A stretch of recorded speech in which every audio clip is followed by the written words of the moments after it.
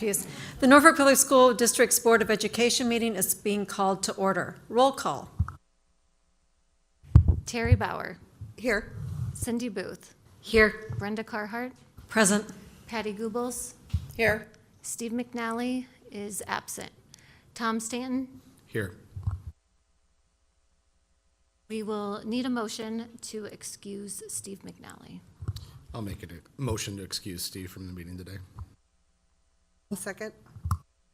A motion by Tom and a second by Terry. Is there any discussion? Please vote by roll call. Terry Bauer. Yay. Yes. Cindy Booth. Yay. Brenda Carhart. Yay. Patty Goebbels.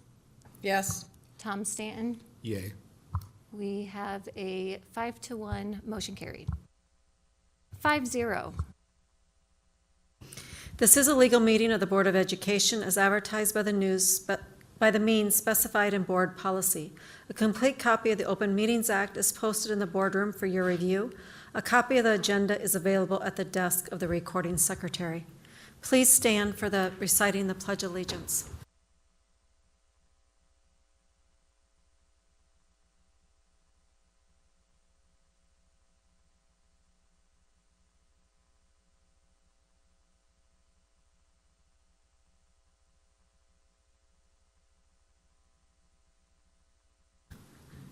We're going to move to public comments. This is the time during the meeting when the public may request to address the board. According to state law, if you wish to comment, you must identify yourself, including your address, the name of the organization you represent, and the topic that you wish to address. Public comment cards are located at the media table in the back of the room. Please pick up a card and provide the required information if you plan to speak. Each individual's comments will be limited to 3 minutes, and the total cumulative time for all public comments will be limited to 30 minutes. Please note that the board cannot discuss or act upon matters that are not listed on the agenda. Therefore, board members will not respond to your comments or questions. If you wish to request that an item be placed on future board agenda, you may contact the superintendent or her assistant during normal business hours. Also, note that the concerns related to school personnel need to be addressed to the superintendent, including approved district protocol. Individuals who make false, defamatory, or slanderous statements during public comments may be held legally liable. Slanderous comments are not protected just because they are made at board meetings. Additional procedural guidelines are available at the media table. Is there anybody that would like to speak? Okay, let's go on to our next item, which is, this is the time where we'll have a discussion for the, discussion for the process for the interim superintendent. And Sherry Backer, would you like to lead us in our discussion? I would. Thank you so much for having NASB involved in the interim process. We appreciate the opportunity and look forward to working with the board and the district through this process. It will be a shorter process than obviously what a permanent search would be. But first, I've got a couple of folders. I'm just going to pass these down and then I'll talk again in a moment here.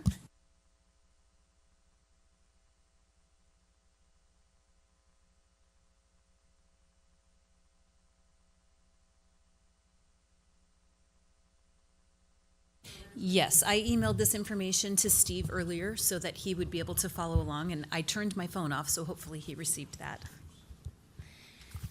So the goal for this afternoon's workshop is to talk about the process. So I'm just going to go through the documents that are in your folder briefly, and then we'll go back through each one a little lengthier amount of time. But first of all, I just have a one-page document that describes what the interim search process will be.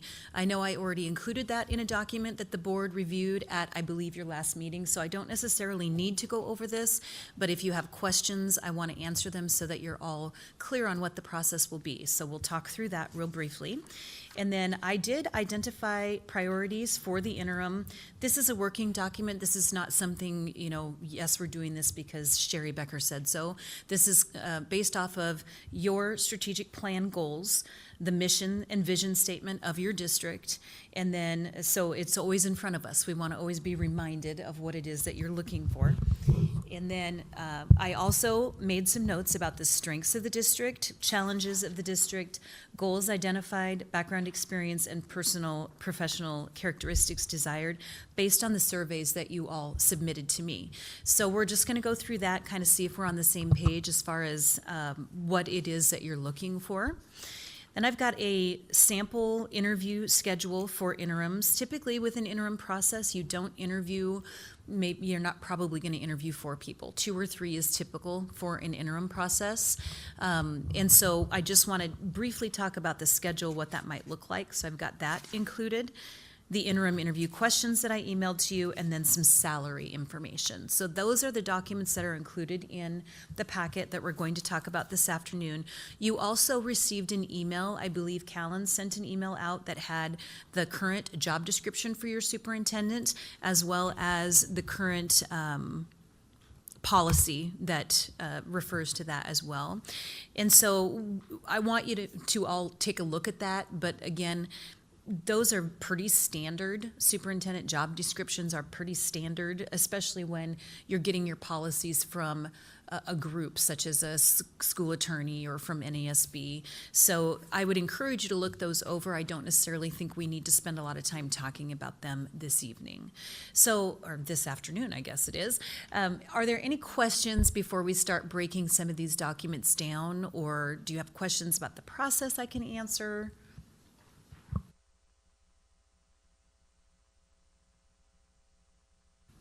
Sherry, did you email the questions, the sample questions? I don't recall getting those.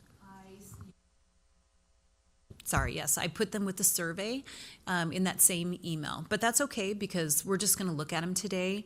I don't think we have to make any big decisions on it, and it's a small packet too. So, but I did email them, yes. Yes. I'll recheck. I'm sure they're there. That's okay. Anything else I can answer for you quick? All right. Well, we're going to talk a little bit about the actual process itself here. So as detailed on that first document that you'll see, we're going to do all the things I mentioned earlier today. I will put the ad in Teach in Nebraska. I just want to run it briefly so that we can catch any people that might be interested that haven't already heard about it and sent me an email.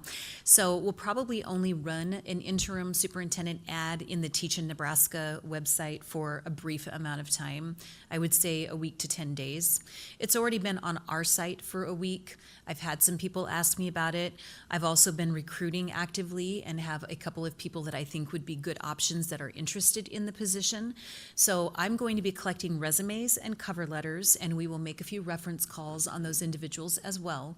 And then my hope is that we can come back for our next meeting, and the board can review resumes. We can talk about those individuals and determine if you'd like to move forward interviewing 2 or 3 people. And then you would have another meeting where you would interview those folks. So you'll see at the bottom of the page, that first document, the sample timeline. I'm suggesting that we wait until Monday, April 14th, 2 weeks from today, to review resumes. And the reason for that being, I believe you have your next regular board meeting that day. So it would not be an extra meeting of the board. We would be able to manage that within your regular board meeting agenda. I don't think it will take a lot of time. So if you're okay with that, we could plan for that. And then we would need to have another date set up that you could actually interview those folks. And so typically that is a separate meeting. It's still an advertised meeting of the board because you're going to have a quorum of the board present. So that might need to be a special meeting, kind of like today's is. So we would need to look for a date for that. Are there questions or concerns about how that process works as far as involving the whole board? You understand it needs to be advertised meeting and whatnot? Okay, super. Will we Yep. get the resumes before that meeting to review? Before the April 14th meeting, I can certainly email you a couple of resumes. Yes, I will caution you in that email as well as today in saying, be careful not to be just calling 100 people about the person, because it sometimes looks then like they might go, oh, okay, never mind. I don't want to interview there. So just be careful. We're already going to be making reference calls, so I just caution you on that piece. Now, the other thing about the recruiting and advertising that I want to be sure to mention is that that if any of you have a suggestion, if you know of someone or you've heard of someone, hey, you should call so-and-so, please contact me or talk to me after this meeting and let me know. I will reach out to anybody that you'd like me to reach out to, but I don't want board members to do that because I don't want you to be in a situation where they believe they've been promised an interview or the job. And so we want to be really careful about that. So if you do have somebody that somebody suggested to you or somebody in mind, please talk to me and let me make that contact. And then the other thing that I would mention as well is oftentimes in a district this size, you may have somebody that's qualified to do the job of interim for the year. And I would suggest that you maybe try and find somebody outside the district simply because you're going to hurt your pool of people applying in the fall if you've got an internal candidate doing the interim that's also going to be applying for the position. So we've seen that happen in other districts before, large districts where they've had only a handful of people apply because the interim is interested. So we sometimes try to stay away from that if we can, unless if it's somebody that the board believes they'd want to just continue on doing the job. They're certainly welcome to apply and the board can consider them like they consider anybody else. But that's just something that I wanted to bring up and mention. Brenda, it seemed like you want to mention something. If I think this right, it just gives the optics that we like our interim and that they get the job, so why should I apply and put myself through the whole process if it's already pretty much spoken for? Is that the optics that? That is exactly what I'm saying, yes, that is the optic. And the other thing is, it can be awkward when you're going to go through a search process, and whether that's with us or whomever, and you may end up hiring, beginning of January or maybe in December, but probably beginning of January, and then you've got 5 more months where you have an internal candidate doing your interim that you didn't hire maybe to do the permanent job. Also, you're going to have to cover that person's duties for that year while they're stepping in to be the interim superintendent. So there are a lot of things to consider. I'm not saying you can't do it. Other districts have done it and it's been successful. I just want to always be I'm a very honest person and will just tell you this is what we have found to work better. And you can still do what you like because you're the board. So if somebody's interested, they're more than welcome to make that known. But that's just what we would maybe say about it. Other questions about that part of it?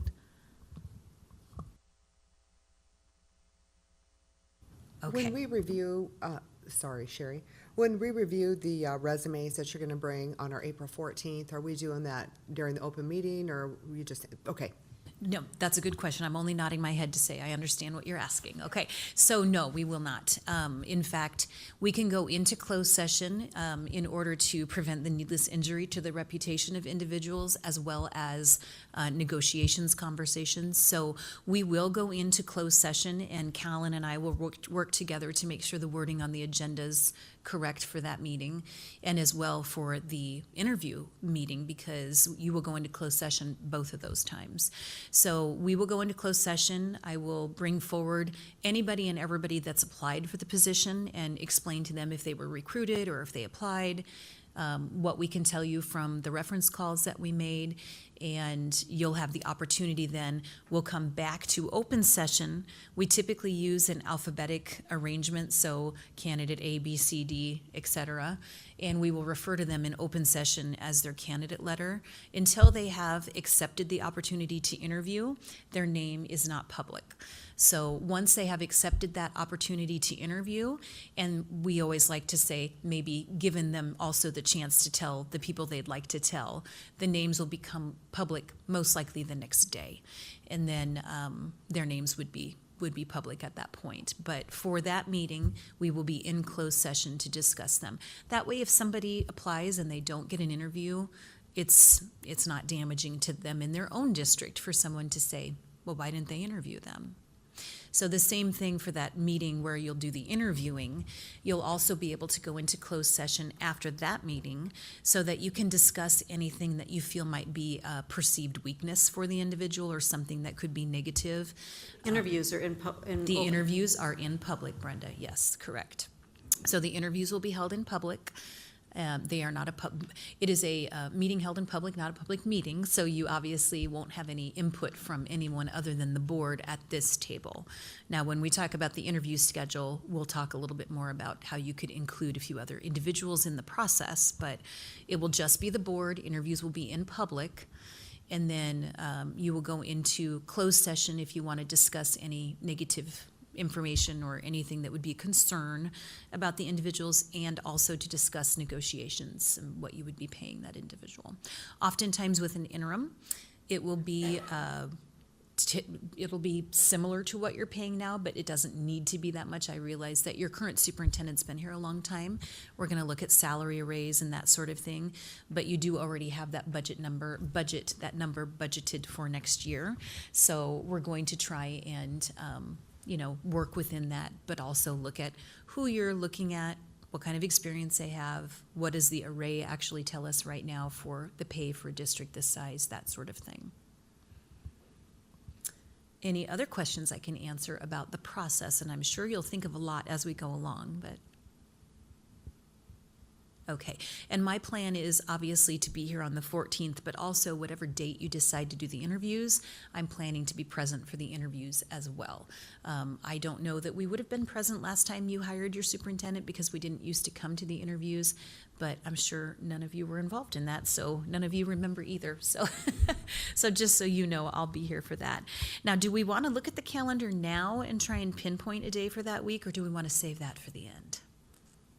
Want to save it? I don't know. We might want to check with Steve McNally too and see when he can. I know he's, the week after the 14th doesn't work for him real well, so we may need to check with Steve before we commit to a date for the interviews, is all I'm saying. And we could do it later, the week of the 14th as well, but just understanding that that is also the week, it's like Holy Week, I guess you'd say. So Monday, Thursday's Thursday night, Good Friday, Friday night. So I don't know if that might interfere with some folks' plans, but, when we contact the people to thank them for applying, or when we reach out to people, we let them know what the interview date is. And so they will know ahead of time what date you're planning to interview, but the 16th would be a pretty quick turnaround from the 14th. So we'll just have to look at it and see. We'll wait till the end then. We'll save that little nugget for the end. Sometimes that's the hardest part of a meeting.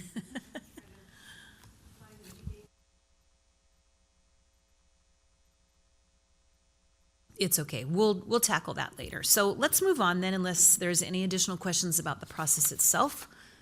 Let's look at the next document, which is priorities.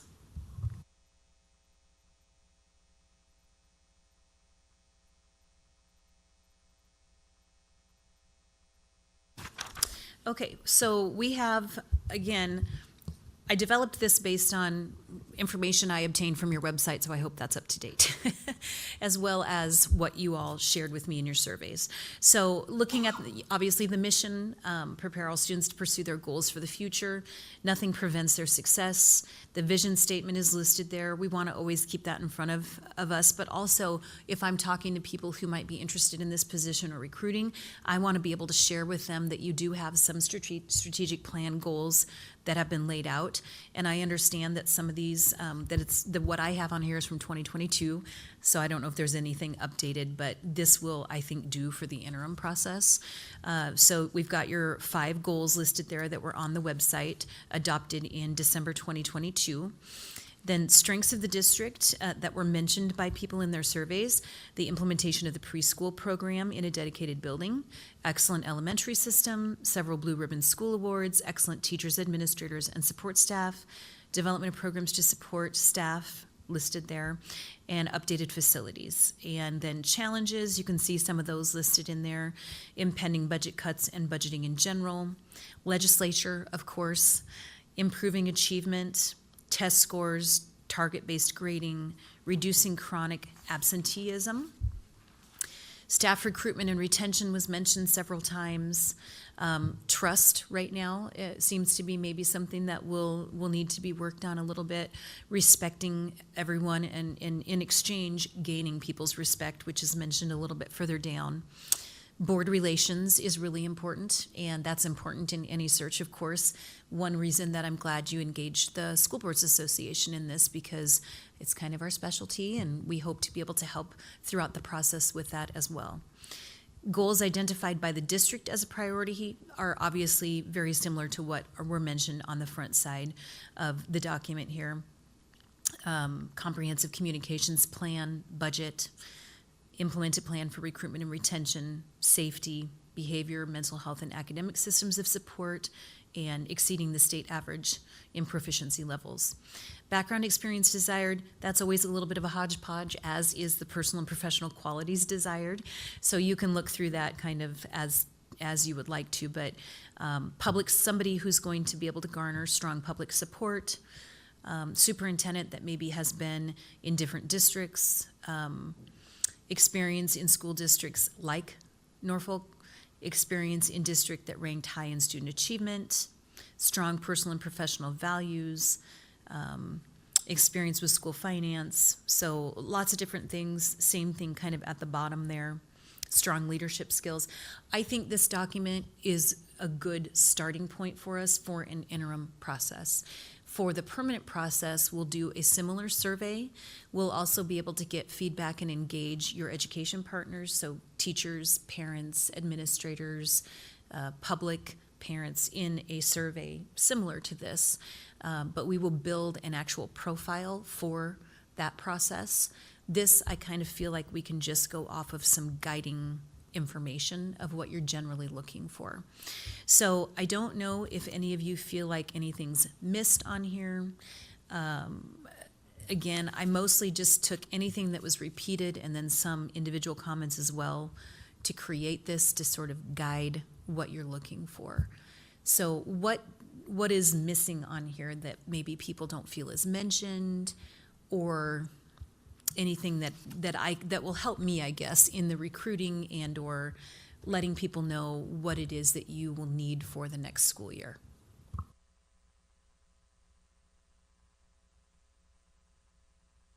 I don't know if I see this on here or not, but definitely somebody who's a very good communicator.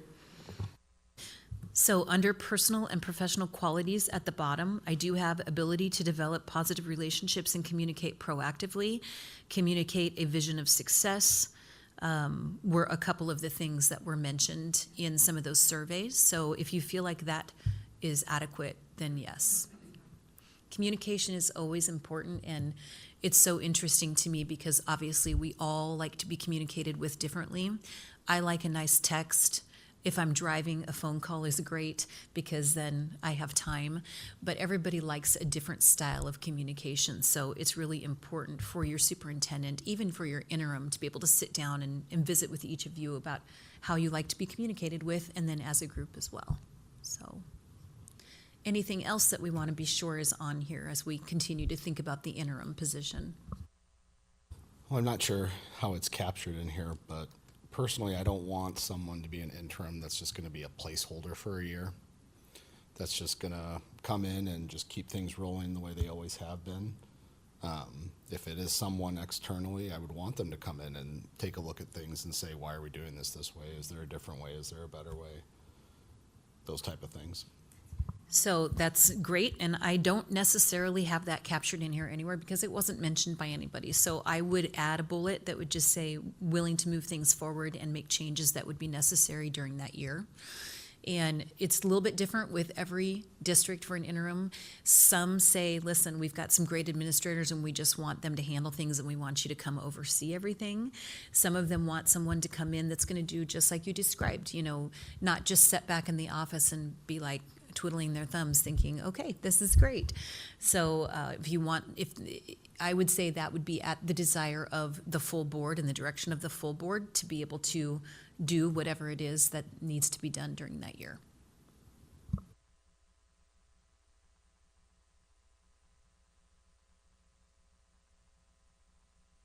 Anything else that I can document on here?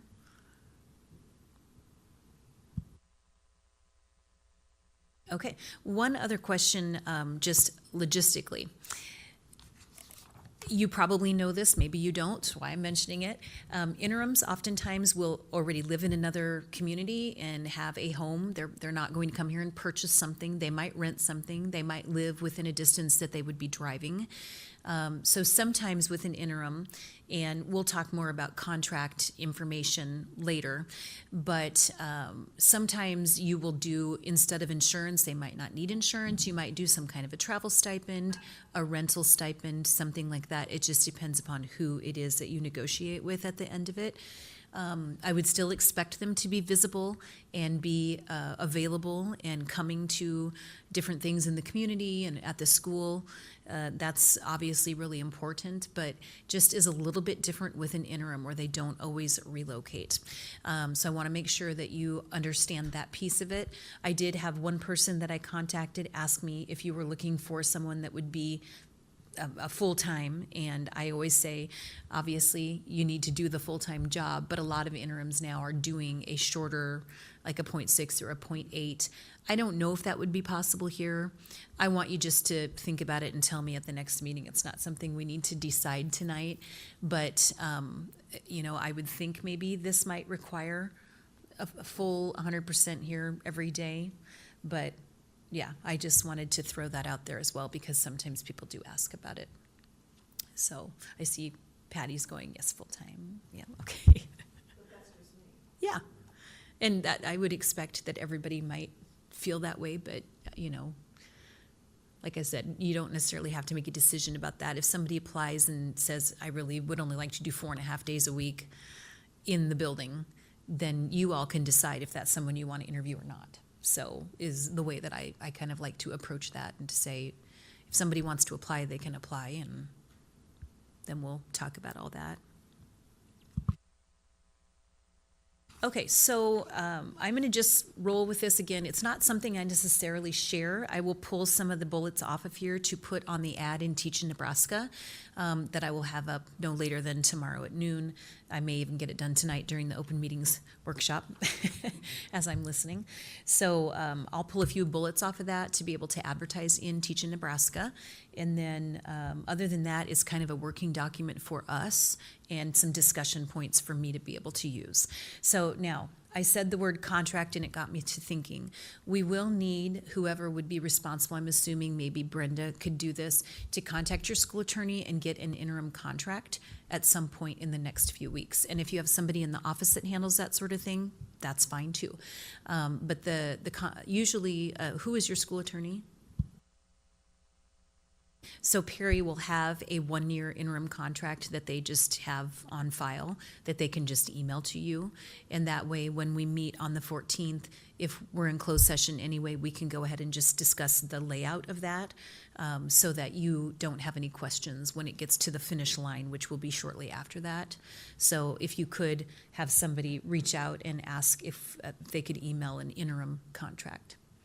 So, and you may, when you do the permanent process in the fall, you'll probably want to get an updated contract from Perry for that as well, unless if you typically get one every so often, because Dr. Thompson's been here for so long.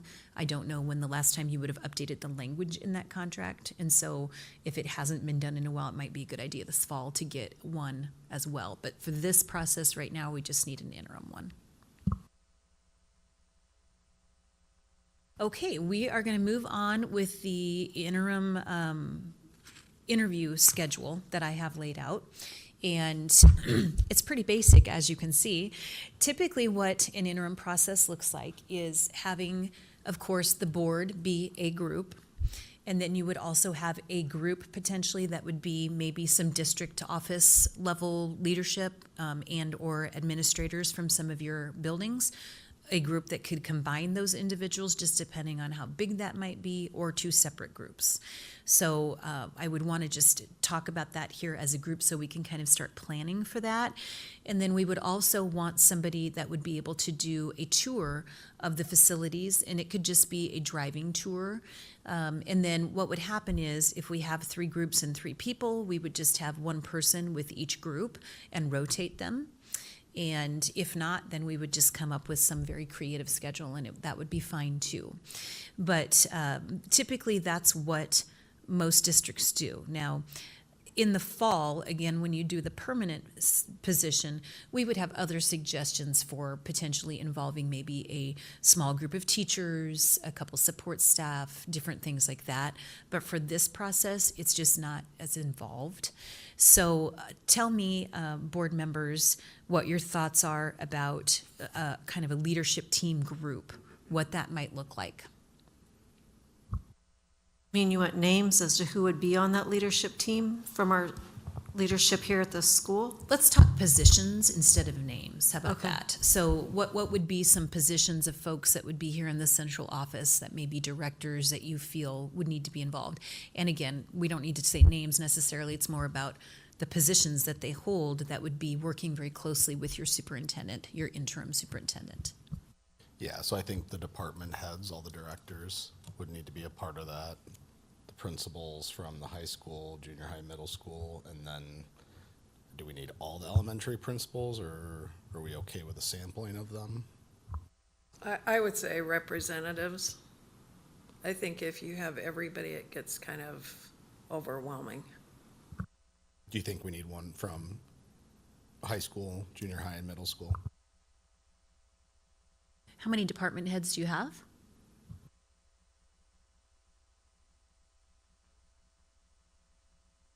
So 5 department heads, and then your principals, you said one from the high school. And then how many middle schools do you have? One middle school. So one just junior. one middle school. Okay. And then maybe one elementary. So we're looking at 9 people. I think that could be a group, and that would be fine. If you believe those individuals would need to be split into 2 groups, we can do that as well. Sherry, I guess I would suggest maybe 2 elementary principals. And that is whatever the board would like is fine. I will take direction from you. So does everybody believe 2 would be okay? Is I'm that, fine with it. is that too many? I mean, what's typical? Does that look typical? The only, well, the only piece that I feel like we're missing that's probably a very large piece is community involvement. I mean, is that with our permanent, where we will go into that? Yes, I think that you would involve your community in the permanent process. A lot of districts the last couple years haven't had a lot of community involved, but that's definitely, Community involved in the interim, right? They just permanent. actually in any of it. But I don't know that it's necessary in the interim, but again, that's up to the board. Usually when you're looking at probably a retired individual that's going to come back in, it's just maybe not as necessary for that community piece. But again, this is up to you guys. It just doesn't, it's not usually that big of a process. I don't want to call it a production because it's not a production, but you know what I mean. I do, I Yeah. do. That makes sense. I And- would just think for our permanent, we should really, really consider that. That's how everybody's getting paid from the community. I think for bigger districts, that's very common. In fact, we did the Gretna superintendent search last year. I think that was last year. And they had a large group of community, maybe I think 12 or something like that. So, so 2 elementary, I don't see as that's a problem. 10 people, 9, 10, it's really the same thing, 9 or 10 people. But again, it's up to the board. And we could split the 2 groups up, but I think that you'll probably have a lot of the same questions. I mean, I'm sure you're probably a department head, right? Yeah, so I don't know if you would have any input on principal, having that be a combined group. I think it would be fine. I don't think there'd be any problem that size. We usually don't go much bigger than that when we do interview teams, but that's kind of normal for us in some of our bigger positions, so. And we do have, like Patty's comment about the elementary, there's, our 7 elementary principals plus Little Panthers. So really, there's 8 representatives there, so 2 would probably be a good idea. And we do have sample interview questions for those groups or for that group that we can provide for them via email, and they can select questions from those packets and or develop their own. I just always like to see a copy of what questions are going to be asked before they ask them, so that if any of them give me pause for concern, then I would be able to say that. So I do keep a copy for the records of the search process as well, but we can provide some potential sample interview questions for those groups. Any other thoughts on that part before we talk about then the tour part of it? Okay, any ideas on that tour piece of who you might like to have do a tour?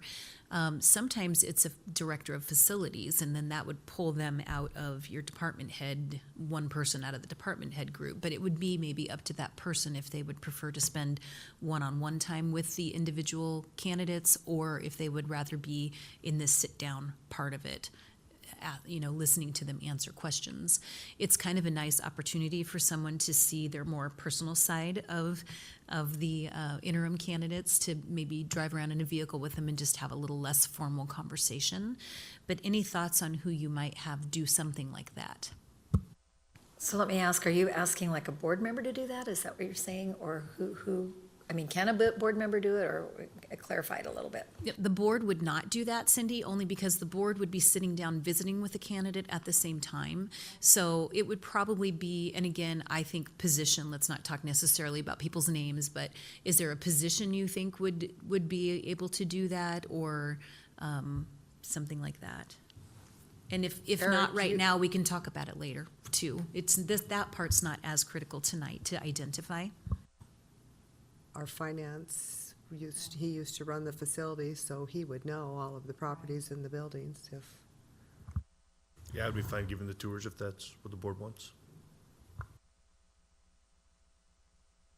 Okay, so we'll talk about that a little bit further then as we move forward, but I'm going to go ahead and work with Callan then to get the names of these individuals that we've talked about.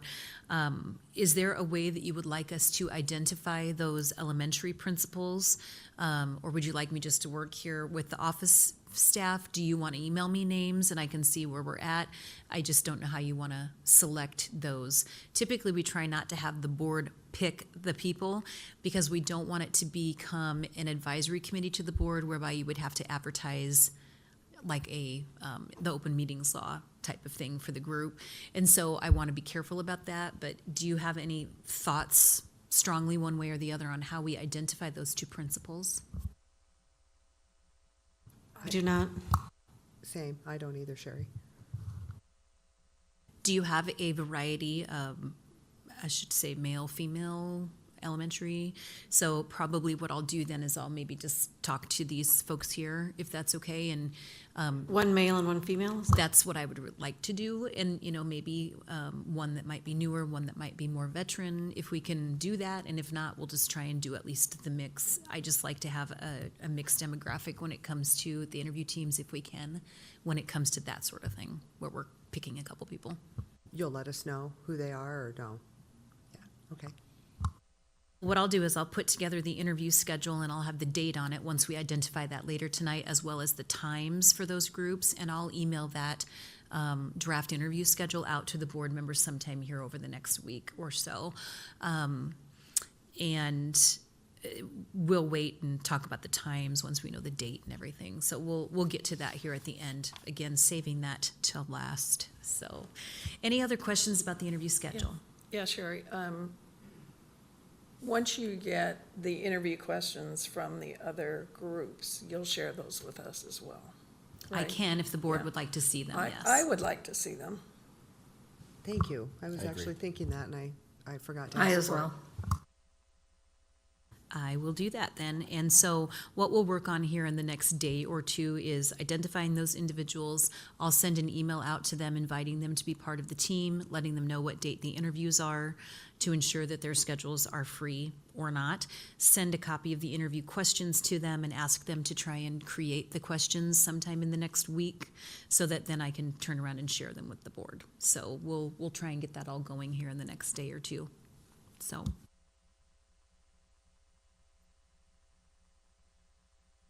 It's fast and furious. Sometimes it's even way faster than this. I'm trying to go, just temper it a little bit because I know you all haven't done a process before and I want to be careful that we're making sure everybody's very comfortable with what we're doing because it can be kind of an anxious and uncomfortable time.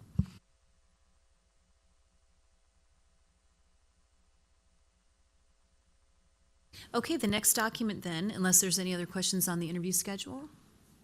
Okay, the next document is the set of questions that I sent out. I don't know if any of you had the opportunity to look them over yet, but what I might suggest, in the absence of talking through all of the questions this evening, is we could have board members select some questions from this packet and let me know what questions you select, and I can narrow them down based on what the board members selected. And we can have a brief conversation at our next meeting, or we can go through them tonight and narrow them down together now. It's just sometimes you like to see who's applying for it before you make your final choices on questions. But I also don't want to cause you a lot of extra time at your next meeting because it's also a regular meeting of the board. So if you'd prefer to tackle it now, we're not that far into time as far as, what we're doing here tonight. We don't have a lot left to do on the meeting. So if you want to start talking about them now, we can certainly do that. The way I would do that, if you're interested, is I would have board members each look through the questions 1 through 6 that are listed under Board of Education, and we would just kind of go around and you tell me which ones you like, and we'll see if we can find some common ground. And then we'll look at the budget questions, the communication questions. When you have your final set of questions that you'll be asking to the interim candidates, there will not be headings with them. It'll just be a nice flow of questions with space after each one, so you'll have room to make notes, and they'll just be in a nice order. I'll order them. They won't look like this so much. But if you want to start talking about them now, I think we have time if you'd like to. Might save you time at your next board meeting on the 14th.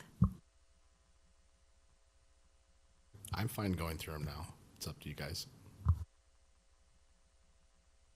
Well, let's do it. We'll start out and we'll see how it goes. And if we struggle, then we can always have you all select some questions that you like and email me your responses, and I'll narrow them down instead. So let's just look at those Board of Education questions. There's 6 there. Expectations for board members. How will you establish a working relationship? Responding to information, communications question, and then question 6 about board members who might have differing opinions. How will you make that a collaborative situation? So any of those questions stand out to board members as ones that would be important, and maybe they're all important right now. These are really good questions, so it's probably going to be hard to narrow them down. But if there are, or if there's maybe 1 or 2 we can throw out, that might sometimes be easier than identifying. I assume you want us to say which ones we'd like to have on there? Either way, either one you think we can cross off or some you want to keep. Well, I like for Board of Education's number 2 and number 6. Actually, I like them all. I think 1, 3, and 4, the 3 that if I had to eliminate, I would keep those 3. I think number 5 is the weakest.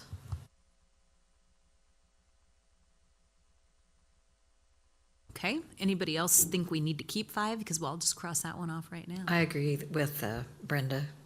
Take 5 off would be my opinion. Okay, I'm the dissenting vote there, I guess. Because I do think of someone coming in, it's really important to review and make sure that people understand their roles, because sometimes those get blurred.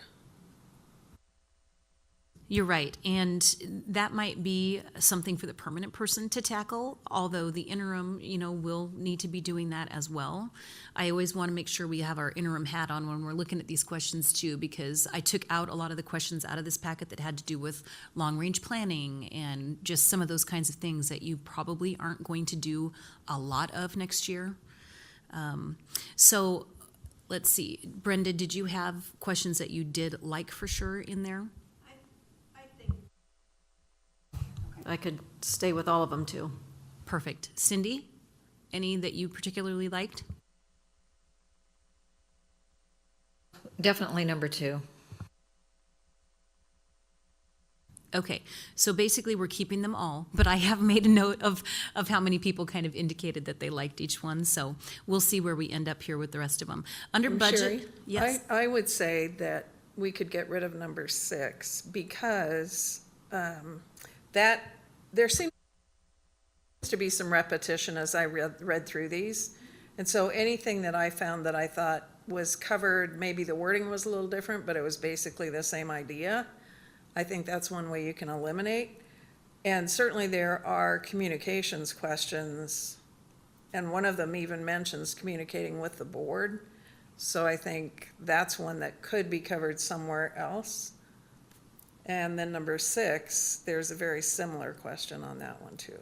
So those are 2 that I might eliminate. so what was the other one? You said 6 and which one? 6 and number 4. Okay, perfect. On And you're right, communication. there probably will be other communication questions, so I'm gonna make a note of that, and we're gonna forge forward, and then we'll see what we can do about coming back to those. So budget, questions 1, 2, 3, under budget, describing the experience and background related to school finance and budget, overseeing the financial operations, and then school construction and renovation. I didn't know if you had any of that going on right now, so that might be an easy one to eliminate if you don't. I would say, I mean, we're pretty much at the end of big projects. So I think someone who is here for a year, that would be one to eliminate. Would agree. I agree. Number 3. All right, look at that. Should we keep 1 and 2 for right now? Yes. Okay, under communications, we have 4. I think there's, it's just 4. So what method do you use to keep administration and staff informed regarding critical issues? Describe your method of communication with different groups. Internal and external communications plan, which again might be a question more geared towards your permanent person, but, and then how would you manage opposing viewpoints and still move the district forward in a positive direction? And that question, like Patty mentioned, is similar to question 6 above under Board of Education. It's a more general question, managing opposing viewpoints. That could mean with administrators, department heads, board, whomever. Thoughts on those 4?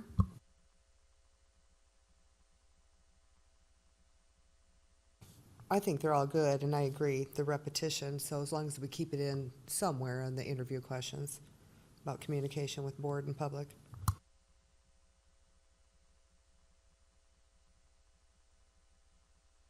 Any other thoughts?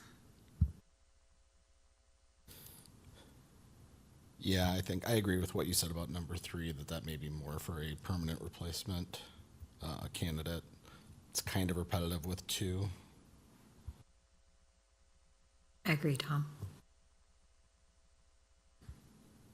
Okay, sounds good. I will keep the other 3, and then just knowing 4 and 6 up above, we may, I should say, question 4 below, and question 6 under board, we may end up just with one of those. Under community, 1 would be describing how we communicate with the community, which again was a repetitive one from under the communications area, where we also asked them to identify how they would communicate with the community. But this question also says involving community in important education issues. Again, is that more for a permanent person? What steps would you gain to better understand the district and community? How are you going to make yourself visible and accessible in learning facilities and community? I love that question. I always like that question. And then working collaboratively with organizations, local government, businesses, community groups. Thoughts on that section? Really like number 3, making visible and accessible. And number 2. Feel number 1 is about communication again, which may be repetitive, so I do like 2 and 3. Well, just number 1 maybe. We've already asked it in a different way previously. And 4 probably falls more into the permanent hire. I mean, it's a great question. 2 and 3, I'm good with. Okay, anybody else have any other thoughts on those, or 2 and 3 we'll keep? Yeah, I would just say that, to me, number 2 is very similar to when you get under general, describe areas you'd focus on during your first 60 days on the job. So one of those two. Okay, we'll see where we end up with that, when we get to the end of this. And even just being able to bring you a shorter list of questions for the final meeting where we can, flesh the rest of that out is very helpful, so thank you. District climate, building trust and collaboration, working with diverse backgrounds, handling difficult decisions, and then the greatest contribution you could make given what you understand about our district. And again, maybe that's a more permanent one, but I like 1, 2, and 3, but I agree 4 is more permanent. Good question also, though. you liked, which ones did you see? I'm sorry. 1, 2, and 3, okay.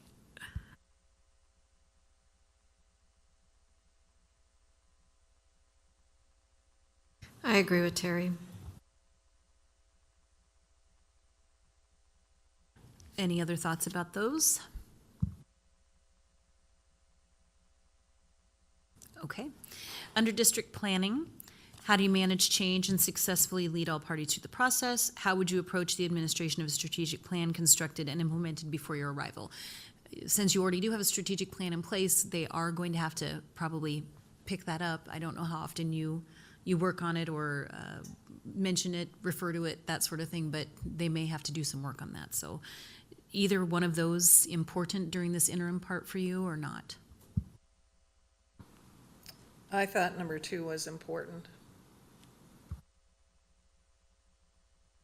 I think both 1 and 2 are important, even for an interim. If there's a significant change to who's leading the district, they're not going to do things the exact same way that Dr. Thompson did, and I think there is going to be an adjustment process there. So knowing how they lead that process is important. I agree with Tom on that.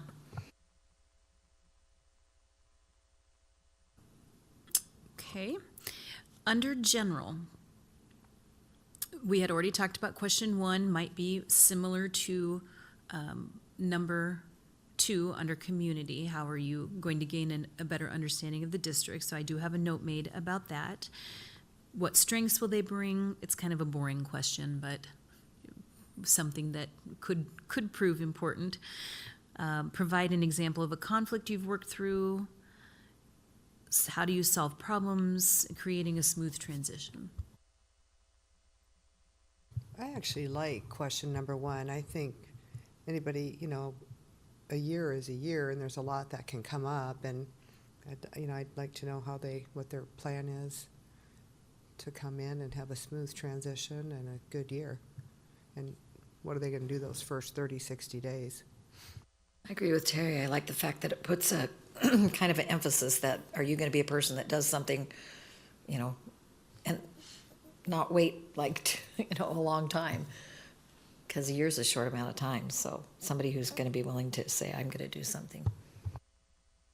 I can combine 1 and 5 to say, what would you focus on in the first 60 days on the job? Or how would you create a smooth transition into the district? And specifically, what are you going to focus on the first 60 days of the job? Make it a combination kind of question.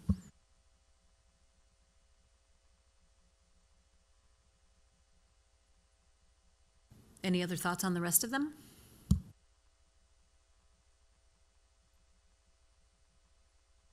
I like when you give an example of something. I think that makes it more personal, or brings it into focus more. So I like number 3.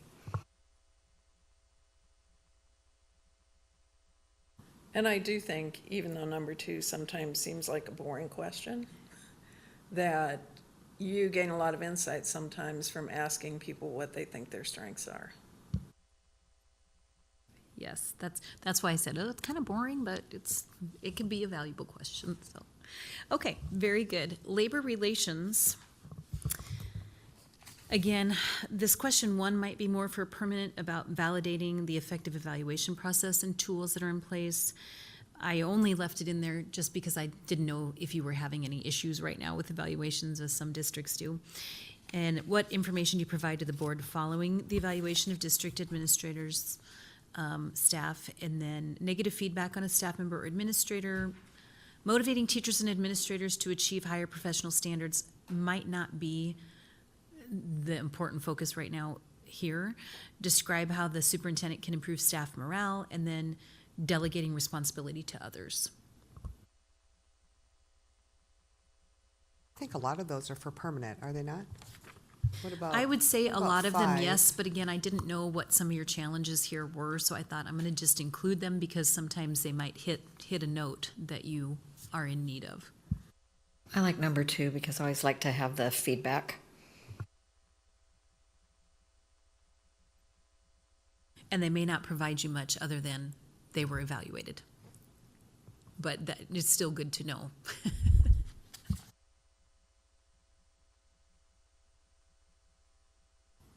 I do like 6.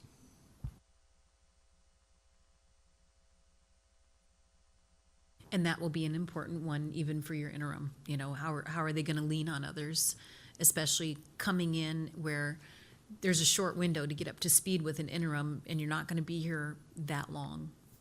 So.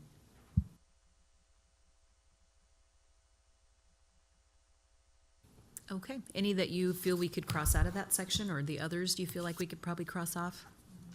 Okay. All right, under leadership, and we're just about done. I know this is a little painful, but it's important. Describe your leadership style, describe a quality you possess, providing an example of how you've used that effectively. That's a little bit like the strengths question. Holding administrators accountable to goals, and then what's a difficult decision, professional decision you've made. And there was one kind of like that before too. It's just that kind of out of the box, tell us about something difficult or something you've had to implement that wasn't popular kind of a question. I like number 1 and number 2, but they could probably be combined into one question.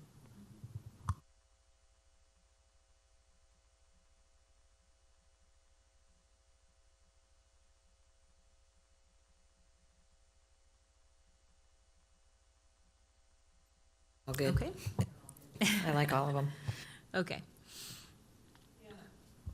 Number 6 above and number 3, again, are very similar.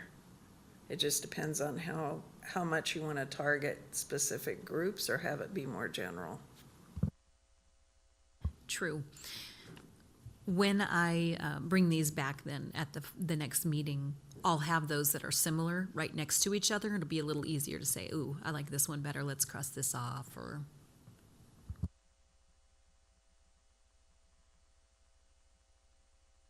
Okay, policy and school law, again, didn't know if any of these were really hot button topics for you or not, so you don't necessarily have to ask any of these if you don't want to take up space where another question could be. Because at the end of this, we probably don't want to have a lot more than 20 questions, I would say. 18 to 20 is usually pretty good. So carrying out policy, have you encountered difficulties because of policy? How do you remain current on new laws and legislative issues? And then determining the need to seek legal assistance. What do you guys think? Is this more for permanent? I do like, especially with them being interim, maybe the need to determine to seek legal assistance so we don't call multiple times a day. I was thinking the same thing, Terry. All right, I like 4 too, just because so I know they'll use legal assistance and not make a jump to a decision that they don't know the answer to. Right, could go either way, but just to confident in what they know and not know. Okay, we'll leave number 4 in for now and move on to student achievement, which is, I believe, our final section. So a variety of questions in there. Again, you know, I know that's probably not the primary role. You've got probably a department head that handles a lot of this sort of thing, but also the focus always for the board and the superintendent is your students. And so what is the most important to you in this section?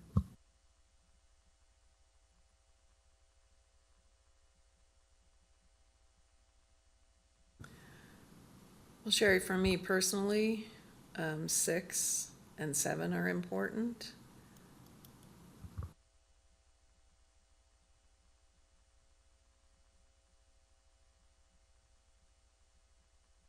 Patty, I like 6 and 7 also. I would like say, I like 8. I mean, what do you think they should be accomplishing by the time they graduate? What specifically do you think they need to be knowing? Those are all great questions, and 6 and 7 and 8 all really are that kind of oversight type of, as a board, what do we need to see as far as data?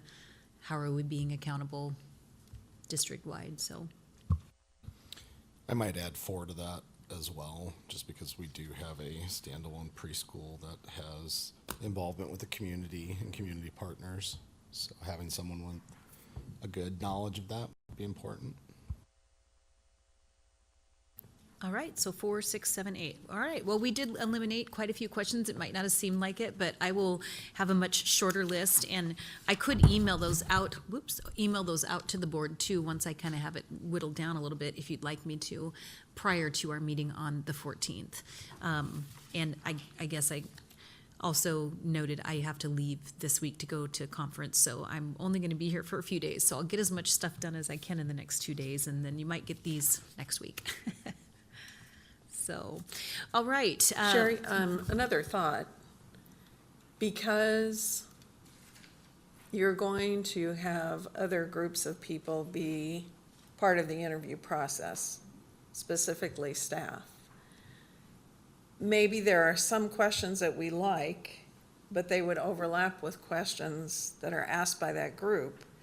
We're going to get the responses from that group, right?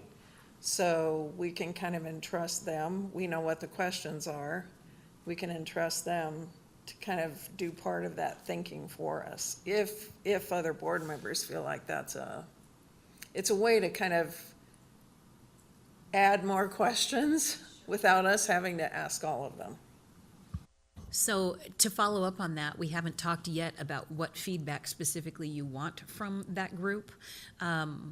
Typically what we do is we have them make a list for the board of this is what we thought was great and would match well strengths of the candidate, and these are some areas that might be more of a challenge for this candidate. So you may not get the exact, they're probably not going to be typing up the responses and giving them to you.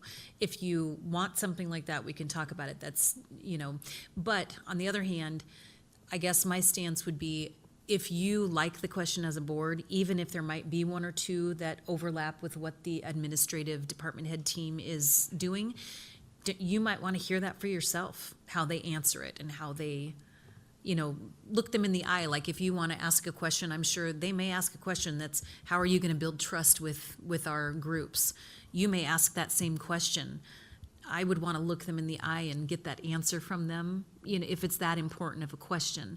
But once we get their questions and your questions a little bit more narrowed down, we can look at that and see if we want to, hey, they're already asking, this is probably a question we don't need to ask, or not. So, Yeah, I guess I was just thinking of that from the standpoint of, if we can't get down to 20 questions. right. Yeah. Then that might be a way to get some additional information. Yeah, But I absolutely. certainly agree with what Yeah. you're saying, that there are some questions that are important for the board to ask, period. So what we usually do is, like I said, we ask that group to provide, here's strengths, here's areas that might be perceived weaknesses. We would talk about the strengths in open session. We go into closed session to talk about the weaknesses that would be identified. We also ask that group not to rank or make a recommendation to the board of, we think you should hire this person. You can usually tell from their notes who they thought would be a good match and who wouldn't. But we just typically try and leave that as the board's decision at the end of the day, so. Yeah. Now, if there were any other questions that you all would like to ask that weren't included in here, you're welcome to email me if you have any other suggestions.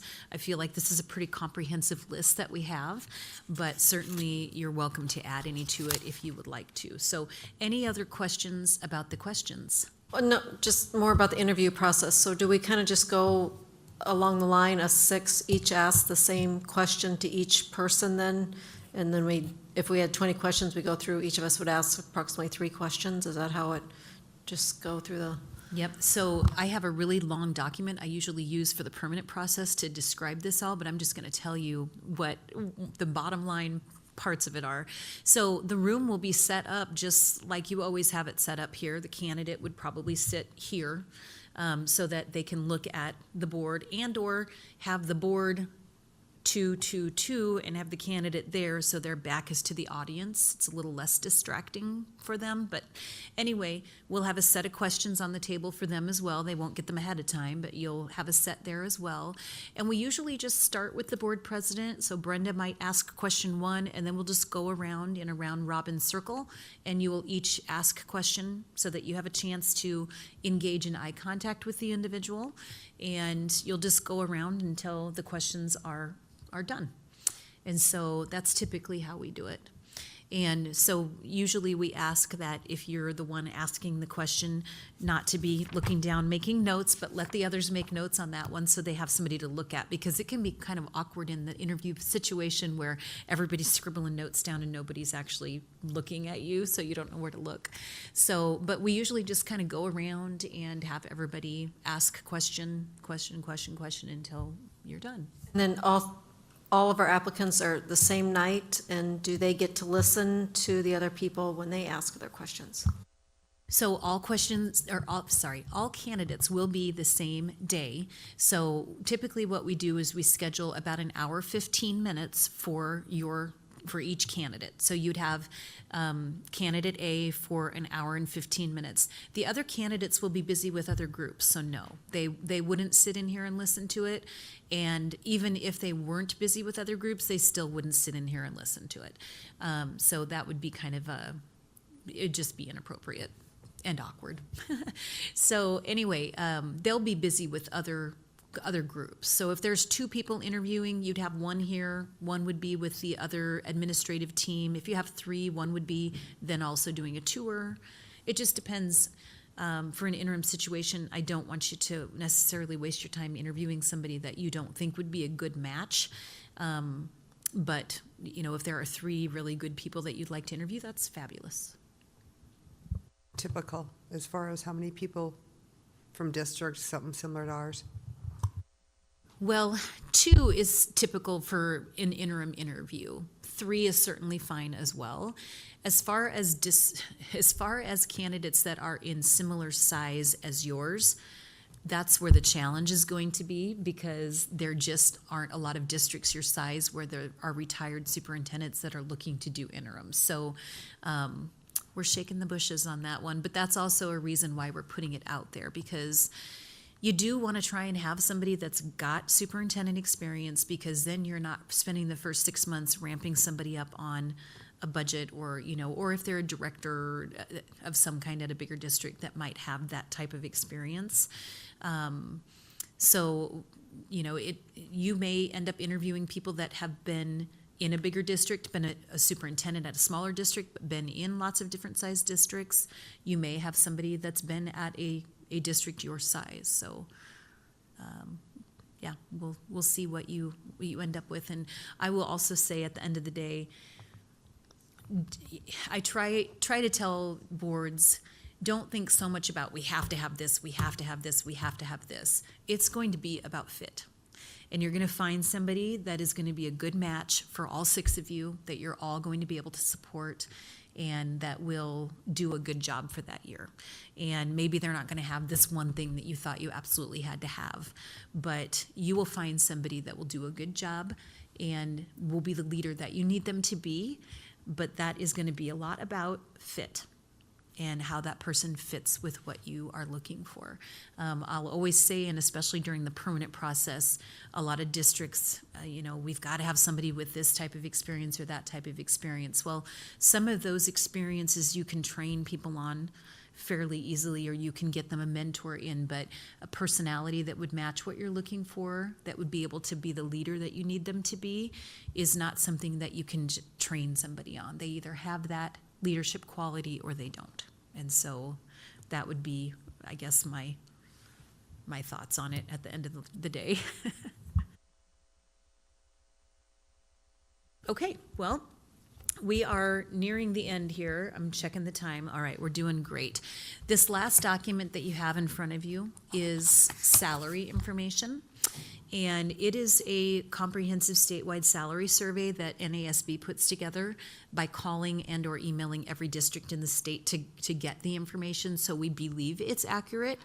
As much as possible, I suppose. So it does have size of district, and then it's got whether or not they have a preschool, how many years they've been a superintendent, how many years they've been at their current district, base salary, and then everything else included in it. So this is obviously a lot more important information when you're doing your permanent one, but also will be useful now. So we'll try and put some arrays together. I'm sure you do that every year anyway when you're looking to give your superintendent a wage increase, but we'll want to look at this and just see where you are lined up with other districts. So I'll probably email Callan and find out who it is I need to talk to about getting some, just the districts that you usually would compare teacher salaries on. We look at what districts would you typically compare, well, usually schools that are in your conference, and then we would do a statewide on the size of district.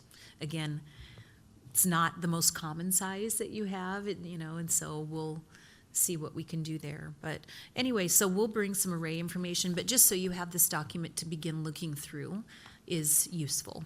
It's a lot of information.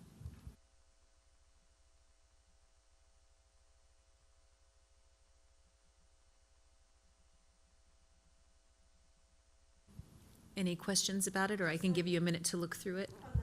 Sick and vacation leave, what's like 10/40S?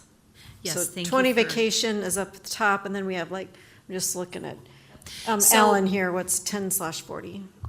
So if you were to look at that first page, I'll just pick a few there. So the very top district there that's listed, 30 vacation days and 30 sick days. So there's not an accrual on that. And so some of them you'll see, for example, Ainsworth is a 230-day contract. When they do a number of days contract like that, instead of a traditional contract like what you probably have, they don't give sick and vacation. The superintendent's just responsible for working 230 days, and they don't then pay sick or give them sick or vacation days. If they're sick, they just don't work that day. It doesn't count towards their 230. So then if you see one that's got a slash, like Ashland Greenwood has 15 vacation days per year, and it can accrue to 25. And then 10 sick days per year, and it can accrue to 45. So most of them have a little V or an S behind them. I notice there's one that doesn't. But anyway, that's what that means, is that they can accrue. Some of them are unlimited. You shouldn't see many that have PTO, because school attorneys don't want districts to do PTO anymore, because you have to pay out vacation days at the end of the contract, but you don't have to pay out sick days. And putting them together as PTO, it's hard to tell what was for what. And so districts don't typically have PTO. They typically have specified vacation and specified sick. I don't see anything about retirement. Do they not have retirement benefits as part of the package, or what? Yes, they do, and because all districts other than, I believe, Omaha Public Schools, they're all in the Nebraska Public Retirement System, so they all would have the same retirement type benefits. Now, again, with an interim, sometimes it's a little different. Maybe they don't take your health insurance, and they don't need a stipend for mileage. Maybe they want you to put extra money into retirement, or maybe they don't want any money to go to retirement, and so they'll ask you to give that as a stipend. I always say we'll let the school attorneys worry about that. If it's something that's negotiable and acceptable with the board, we'll let them figure that out, because that's, if that's how they want to do it, then, really, you're paying the same amount of money. It doesn't really matter.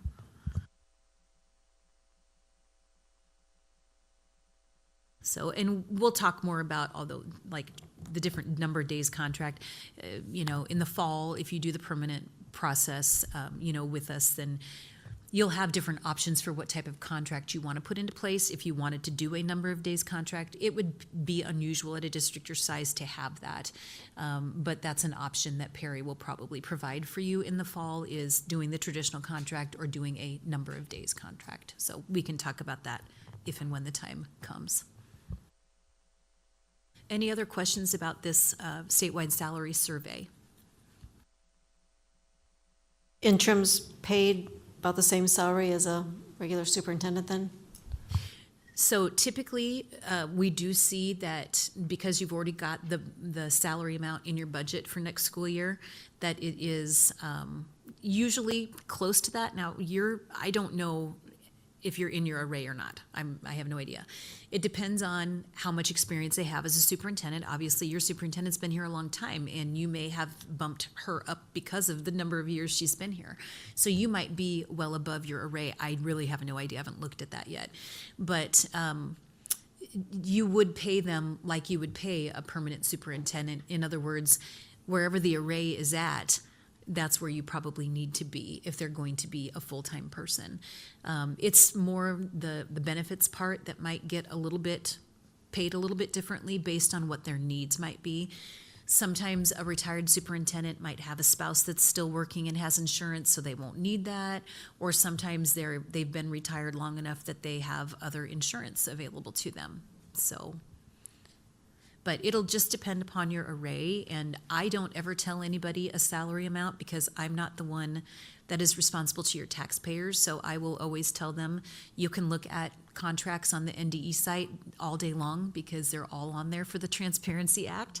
And so if somebody wants to do that research, they will probably most likely look at what you're paying right now, so they have an idea of what you're paying. But I will always tell them that, that may be what they're paying, but I don't know that that's what they're going to pay, so that nobody has an expectation of a certain salary amount, because I don't want to get involved in that. I'll give you advice, but I'm not going to tell them, anything.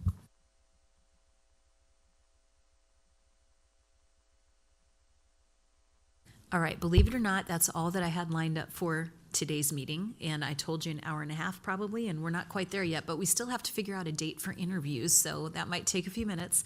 So what I would plan on for whatever day that's going to be is, if we're going to do an hour and 15 minutes, and maybe we'll just plan for 3, even though you may have only 2, that's about 4.5 hours. So what some districts do is, if you want to start towards the end of the day, I'm sure some of you probably have jobs, if you can start after lunch and do like 1 to 6 kind of block of time, that's not a terrible thing. Then you can have just a quick bite to eat, and then you're going to have to discuss things.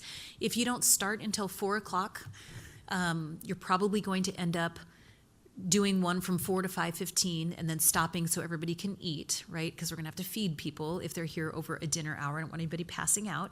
And then you'll come back and interview a couple more people or one more person, and then you'll still have to talk about everything that evening and figure out who you want to offer it to. So I would just suggest, if you can do it in an afternoon, like I said, like a 1 to 6 kind of block of time, that might be better. But if your work schedules don't allow that, we can make whatever work. So then as far as dates go, it would be nice if we could do the week of the 21st, but Brenda, did you ever find the information on dates? If I remember right. After the 14th, he's available through Thursday, 14th through maybe the 17th, but then he's not available after the 17th through the weekend through that following Monday. So we're The looking. following Monday, meaning the 21st. Yes.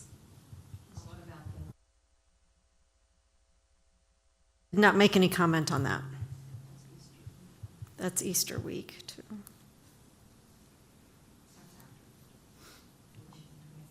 Oh,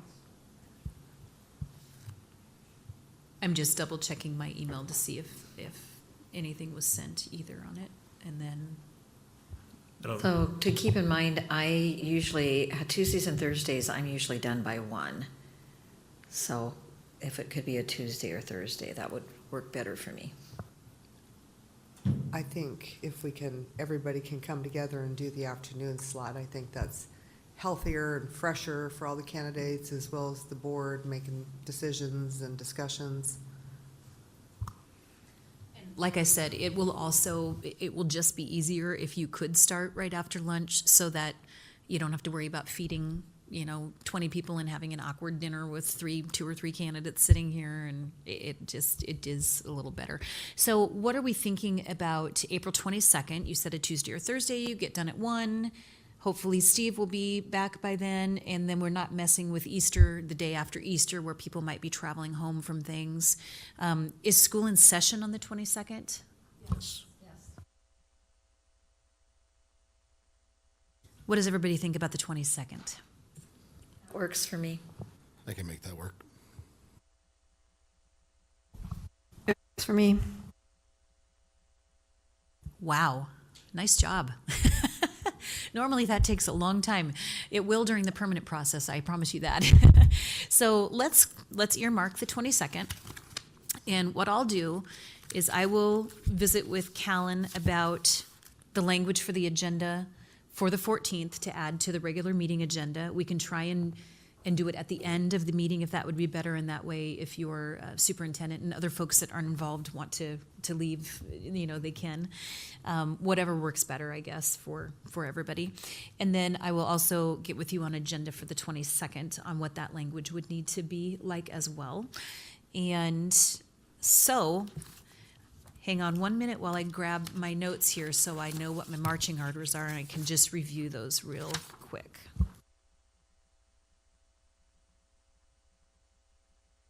One thing for the board to consider, Mary Lure is retiring. Do you want her as a director involved in interviews or not? She's our director of special education, but is done at the end of this year. I would like her experience, yeah. I was gonna say that same thing. She would be experienced.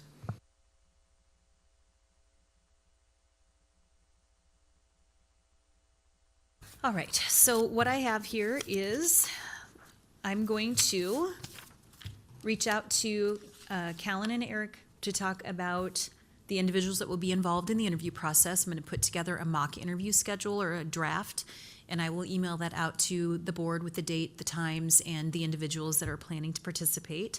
I will also send an email to those individuals, inviting them to participate and asking that group to try and get together through a Google Doc or something to identify interview questions so that I can turn around and share those with the board. I'm going to whittle down our interview questions, and by our I mean the board interview questions, and put those together for you and email them to the board as well so that you can just review them prior to the 14th. You don't need to do anything with them other than that. I'm adding the one bullet to our profile type priority list about moving things forward and making changes as necessary. Again, that's just a document, that's a working document for us. I will also go onto the Teach in Nebraska website, and I will put an ad in there to begin collecting resumes from anybody that I'm not already recruiting. If any of you have suggestions, once again, please contact me. My cell phone number's in the email. You can talk to me after this meeting if you want me to reach out to anyone and recruit them, and invite them to submit a resume and cover letter. And then I will also try and email you the resumes prior to the meeting on the 14th. Hopefully, it might just be the day before, but I'll try and get those to you before the 14th. And then Brenda and or someone at the office is going to be reaching out to get a copy of an interim contract prior to the meeting on the 14th. And I think that might be it. And so then on the 14th, we need to put an executive session on our agenda so that we can go in and discuss the interviews, discuss the candidates and decide who we want to interview. Yes, absolutely. And again, I'm going to work with Callan to make sure we have that agenda right. I'll copy you on those emails, Brenda, because I do typically copy the board president on that type of communication so that you also understand what's going into it. So we'll have a closed session for discussing the interim applicants, and then we'll come back to open session, and then the board, typically we have somebody make a motion, or we'll go around and tally, candidate A, B, C, whoever it might be, so that we have that part will be done in open session because board can't make a decision in a closed session. So we'll discuss everything in closed session. And sometimes you kind of have an idea of what you're going to do when we come out of that, not that we've made a decision of any kind, but then there'll be a motion and or some additional discussion, and then we'll move forward. And then I typically step out right away on the 14th while you're still sitting here. I'll step out, call those folks and say, the board would like to invite you to interview, to make sure they accept that invitation before we all break, in case we have a surprise. But I will let anybody know that is interested in the position or that submits a resume and cover letter that you're planning to discuss them on the 14th and decide who to interview on the 14th, and that the interviews will be on the 22nd. And that way they can keep their schedules and know that I'm going to be reaching out to them the 14th to invite them to interview if that's the case, and or they'll get an email that says they were not invited to interview. And then on the 22nd, they should keep that date free for the interviews. So hopefully nobody has a conflict with that date that we would like to invite or that you would like to invite to interview. So I'll communicate with the couple of people that I've already recruited, and we'll go forward from there. Sherry, just one question. Based on your experience for interim positions, how many resumes would you anticipate that we might get? 10 at the most. I mean, we're going to have people apply for this that probably don't have any business applying for this, but bearing in mind that if they're not a retired individual, typically by this point of the year, they would be in a contract if they could be, if that makes sense. And so, you're looking probably at somebody who's retired. But that's just the way it goes. But again, some of them maybe have only been at very small districts, and I'm still going to bring them forward and say, here's this person that applied, here's some great things about them, here's something to consider. And the board can decide if you'd like to interview them or not. But I do think that we want to put it out there on the Teach in Nebraska site and give people the opportunity to apply. There might be somebody interested in it that I haven't thought to recruit that would be a great applicant. So I just want to make sure we're covering those bases. But most of it's going to just be a statewide search at this point for interim. Most likely. We do have some, I guess you'd say, national reach because of the fact that we have about 16, 17 other districts that use our same application site. So typically when we put something up, other states can see it. And then also we just have good relations with other states. So for example, as I was walking in tonight, I was getting a phone call from the guy who does what I do in Kansas, calling me to ask me if I have any suggestions for them on a position they're trying to fill there. So we do go back and forth with some of these other states as well. So what other questions can I answer for board members?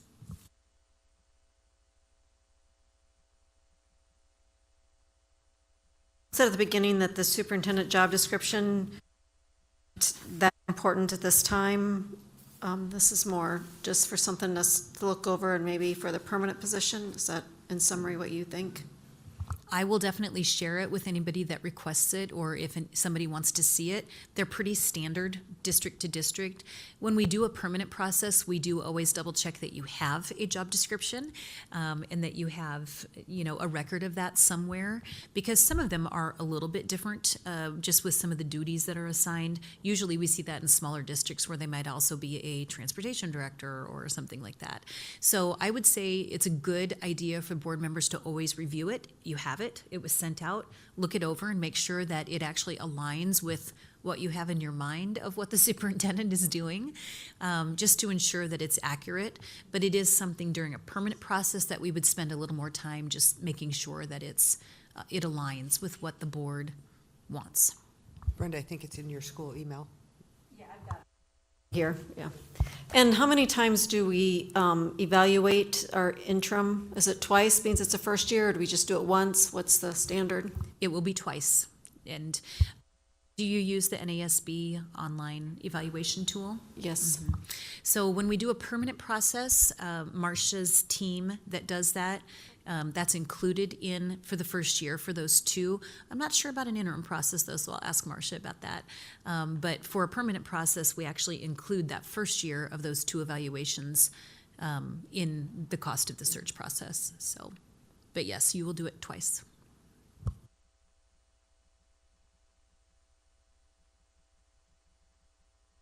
All right, well, that is all I have for you this evening. Again, I'm sure you all have my cell phone number, my email address. I'm very easy to get a hold of because unfortunately I answer my phone just about every time it rings. So please feel free to call me if you have any follow-up questions or anything that you maybe didn't understand tonight and weren't comfortable asking me about in front of a crowd. So give me a call if you have any questions and we'll move forward with everything unless I hear different. Any other discussion, or I will adjourn the meeting? Is there anything else? Last minute comments? Okay, meeting adjourned. Thank you.